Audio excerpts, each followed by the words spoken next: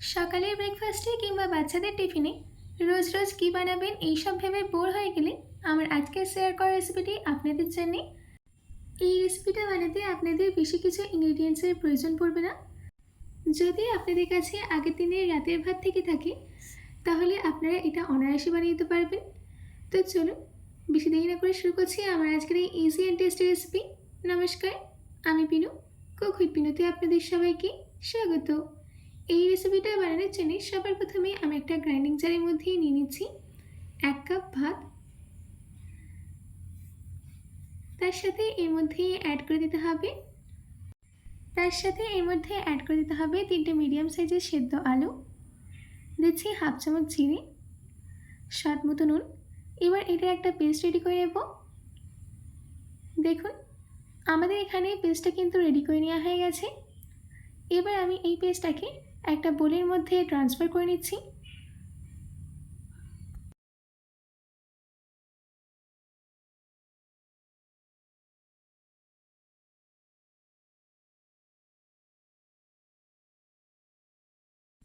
এবার আমি এর মধ্যে অ্যাড করে দেব হাফ কাপ পরিমাণে সুজি,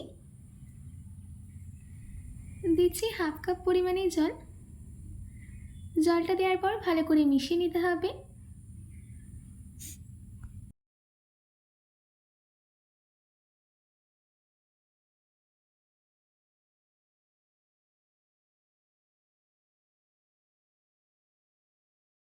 সব কিছুকে ভালো করে মিশিয়ে নেওয়া হয়ে গেছে।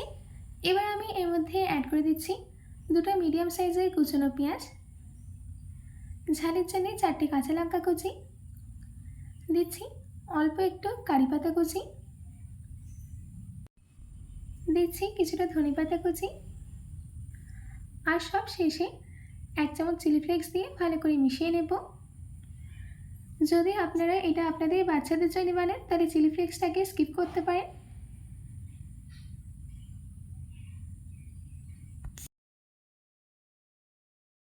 দেখুন সব কিছুকে ভালো করে মিশিয়ে নেওয়া হয়ে গেছে। এবার আমি সুজিটাকে ঢাকা দিয়ে 10 মিনিটের জন্য রেস্টে রেখে দেব।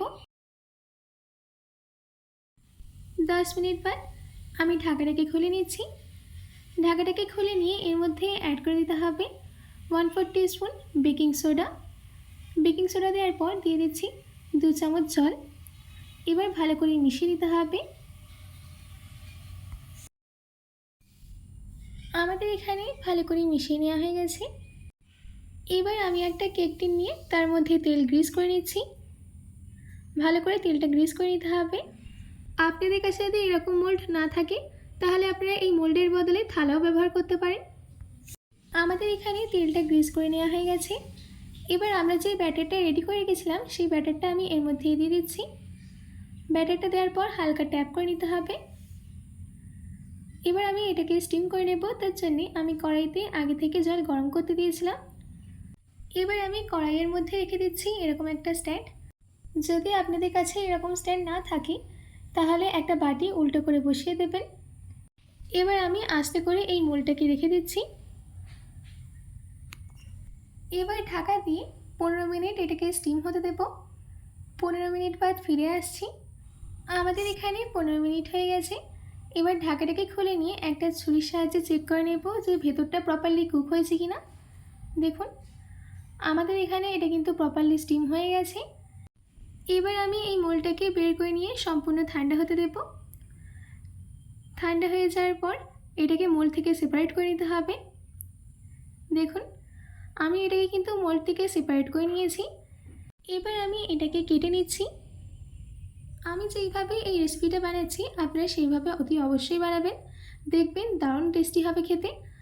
আর এইটা শুধু আপনারা সকালের ব্রেকফাস্টে কিংবা বাচ্চাদের টিফিনেই নয়, আপনারা চাইলে এটাকে বিকেলের নাস্তা হিসেবেও খেতে পারেন।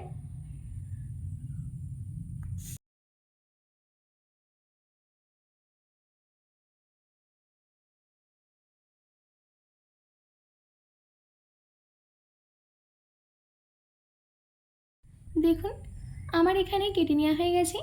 আপনারা চাইলে এটাকে এমনিই খেতে পারেন, কিন্তু এর টেস্টটা আমি আরও বাড়ানোর জন্য এটাকে আমি ভেজে নেব। তাই জন্যে আমি প্যানের মধ্যে দিয়ে দিচ্ছি 2 চামচ তেল। তেল গরম হয়ে গেলে একে একে আমাদের নাস্তাগুলোকে দিয়ে দিতে হবে। নাস্তাগুলো দেওয়ার পর উল্টে পাল্টে একটা সুন্দর গোল্ডেন কালার আসা অবধি ভেজে নেব। দেখুন, আমাদের এখানে নাস্তার মধ্যে একটা সুন্দর গোল্ডেন কালার কিন্তু চলে এসছে। এবার আমি এটাকে তেল থেকে তুলে নিয়ে একটা প্লেটে নামিয়ে নিচ্ছি। আশা করছি আমার আজকের এই বেঁচে যাওয়া ভাত দিয়ে এই দারুণ স্বাদের নাস্তার রেসিপি আপনাদের খুবই ভালো লেগেছে। বাড়িতে এটি অবশ্যই ট্রাই করবেন ও কমেন্ট বক্সে কমেন্ট করে জানাতে একদম ভুলবেন না। তো আজকের মতো এইটুকু, আবার দেখা হচ্ছে অন্য কোনো রেসিপি নিয়ে। ভালো থাকবেন, সুস্থ থাকবেন।